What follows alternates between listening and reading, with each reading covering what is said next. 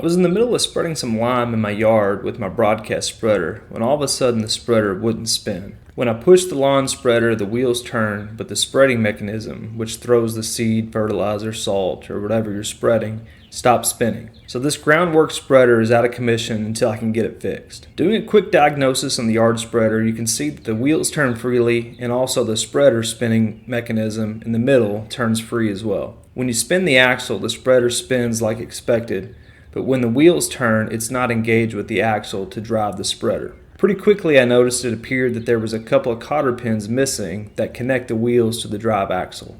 I fumbled around the garage looking for some cotter pins but couldn't find any, so I ordered this cheap set on Amazon. It came with a variety of cotter pins of various sizes, which is great to have, and especially since I wasn't sure exactly what size I needed to fix the spreader.